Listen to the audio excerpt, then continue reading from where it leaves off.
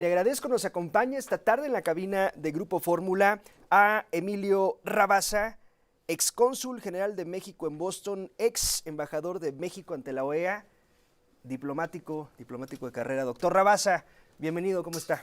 Bien, gracias Juan Pablo por invitarme a su programa y con su auditorio. Aclaro, no soy de carrera, fui designado para ocupar la Embajada de México ante la OEA en Washington, D.C., 2013-2016, y luego el Consulado General de Boston para toda Nueva Inglaterra. Y aunque no sea de carrera, estoy seguro, sí, mucho más capacitado que algunos de los que ahora andan por ahí. Doctor, le decía, complejo inicio de año.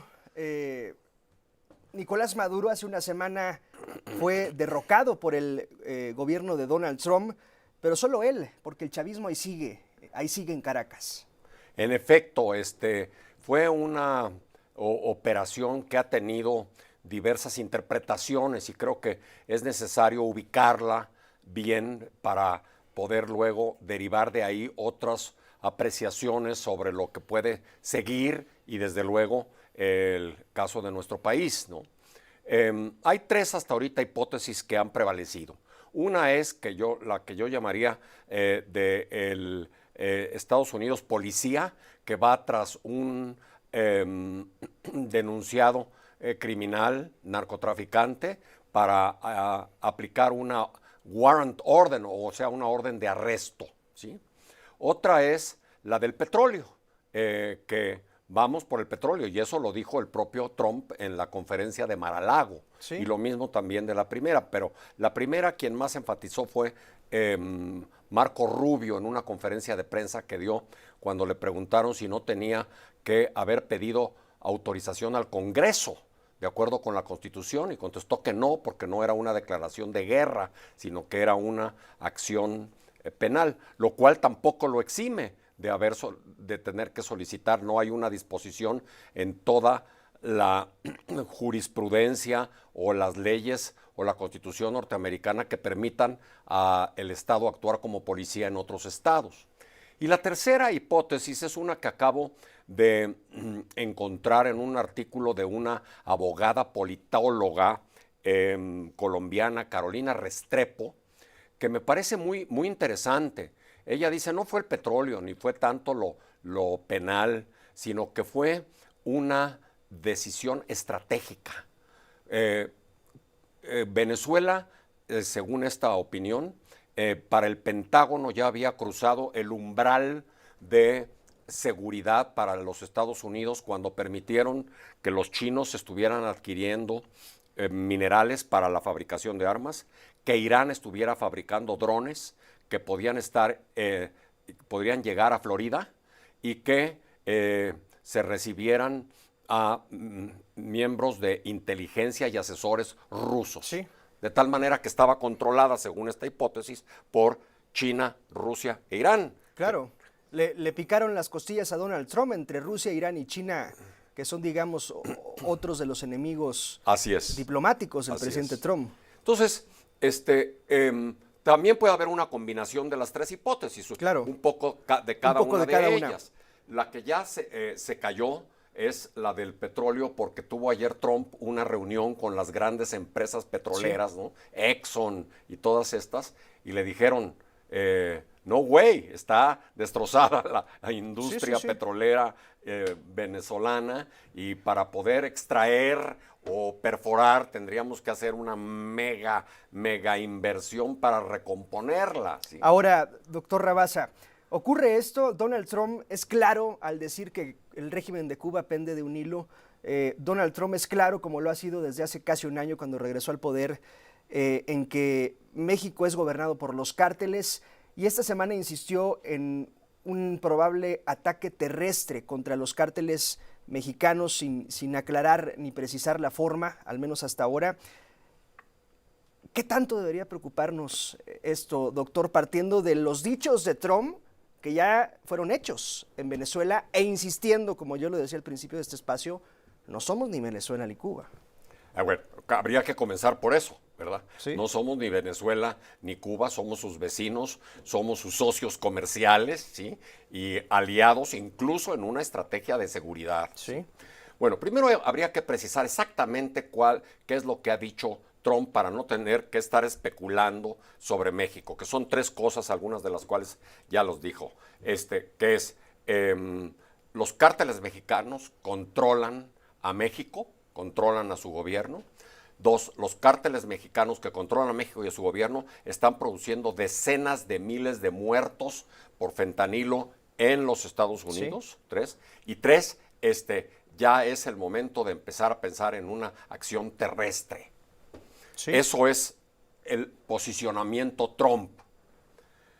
Pero por otro lado, no acababa de decir lo último, sobre todo, cuando viene una reacción de su Congreso, de su Senado, con una carta dirigida a Marco Rubio, impresionante.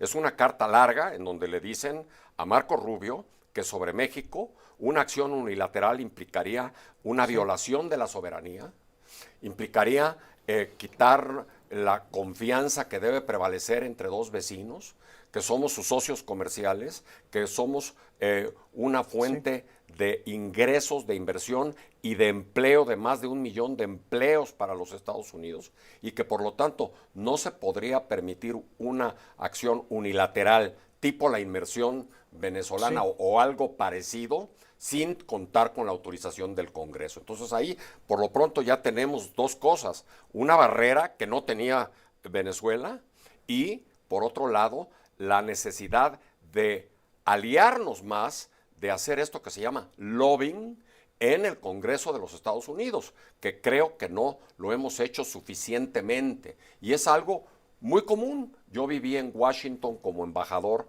de México ante la OEA y todos sabíamos que el lobbying, o sea, el cabildeo con los congresistas, senadores o representantes es algo aceptado y muy común. Y yo creo que eso ahorita es fundamental que lo hagamos con ellos, porque se convirtieron en nuestro principal aliado.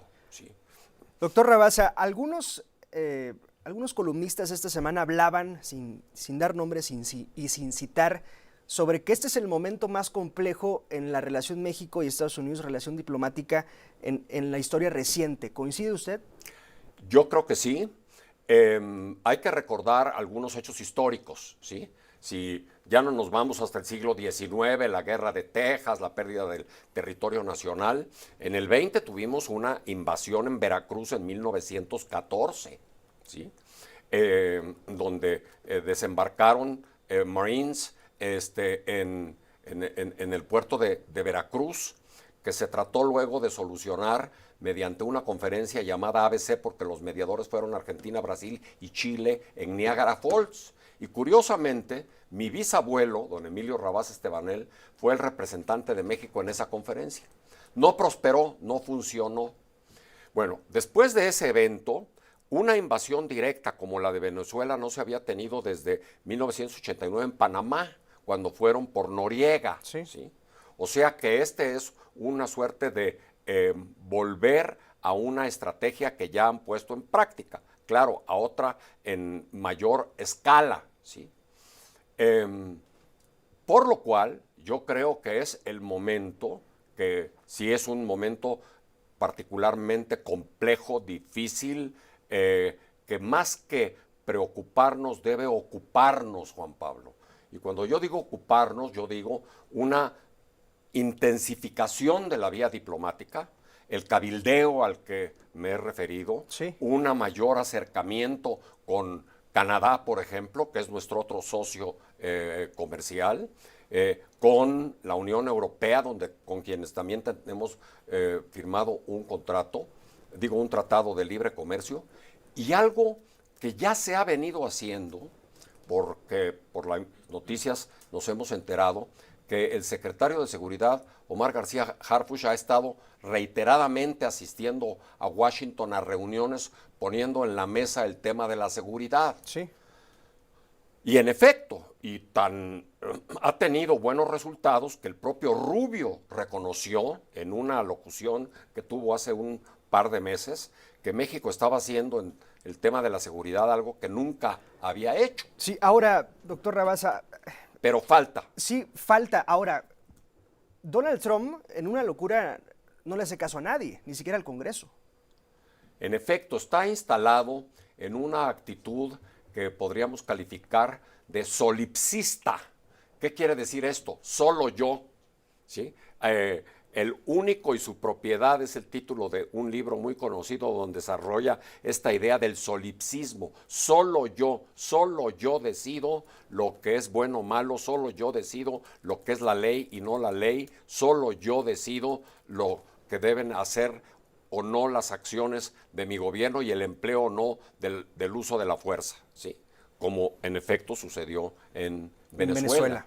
Por eso creo que debiera intensificarse hoy más que nunca el diálogo entre las áreas de seguridad y defensa de los Estados Unidos, el secretario de Guerra, Marco Rubio, y de México, Juan Ramón de la Fuente, y sobre todo Omar García Harfuch, para sentarnos en la mesa y decir, bueno, a ver, el problema son los carteles, a ver, ¿cómo lo vamos a abordar bilateralmente? De tal manera que quede claro qué haces tú y qué hago yo, porque están en mi territorio. Claro. Y en mi territorio actúo yo, porque tengo soberanía, porque tengo la Constitución, bien, etcétera, etcétera.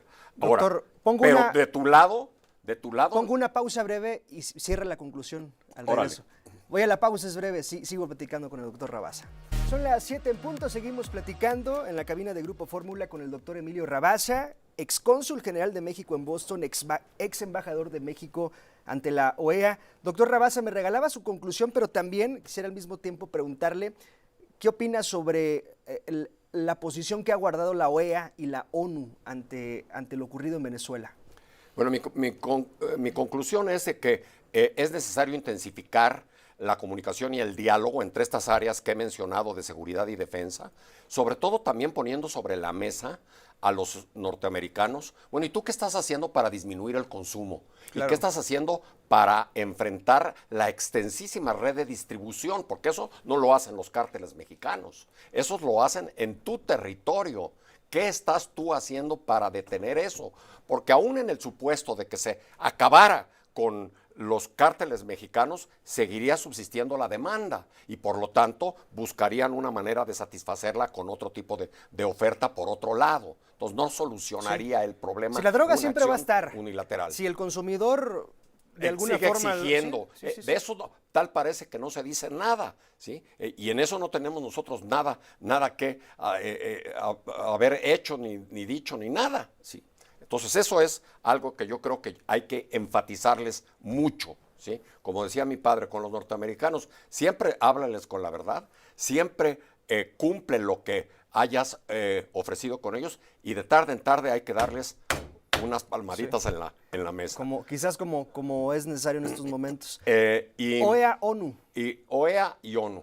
Lamentablemente el multilateralismo, y más el del hemisferio, está sumamente debilitado. Tanto por los Estados Unidos, Donald Trump sobre todo, como por otras potencias como por ejemplo Rusia, que no le hizo caso para invadir a Ucrania, ¿sí? Entonces, estamos en un momento en donde el multilateralismo sigue en picada. Donald Trump acaba de sacar una lista de organismos multilaterales de los cuales se van a retirar. Puedo entender que muchos de ellos o algunos no sean útiles, pero entonces lo que procedería es liderar una gran reforma del sistema multilateral, como lo hizo en su momento Roosevelt con Churchill después de la Segunda Guerra Mundial, pero no destruirlo. Entonces, es poco lo que pueden hacer, aunque no hay que dejar de agotar esos foros, ¿por qué? Porque Estados Unidos tiene el veto en el Consejo de Seguridad y cualquier acción que tomara el Consejo de Seguridad en apoyo, por ejemplo, a México o antes en Venezuela, la va a bloquear los Estados Unidos, como Rusia lo bloqueó en el caso de Ucrania. La OEA ya no se diga. Además de la OEA, se salió Venezuela. Ahora se han de arrepentir haberse salido, porque si no, por lo menos hubieran tenido ahí un foro que les estaría de alguna manera cobijando frente a la presencia del hegemón de Estados Unidos. Bien. Entonces, ¿hay que agotar esos foros? ¿Hay que ir a esos foros? Sí hay que ir a ellos, porque también hay que hacer ruido sobre este problema, pero les veo pocas posibilidades dado el deterioro que está teniendo el multilateralismo. Yo creo que más bien hay que reforzar la acción bilateral. Bien, doctor Emilio Rabasa, un gusto que nos haya acompañado. Gracias. Gracias, Juan Pablo, muy amable por invitarme aquí a Fórmula Noticias. Gracias, es el doctor Emilio Rabasa. Son las 7:04. Vamos hasta Coyoacán.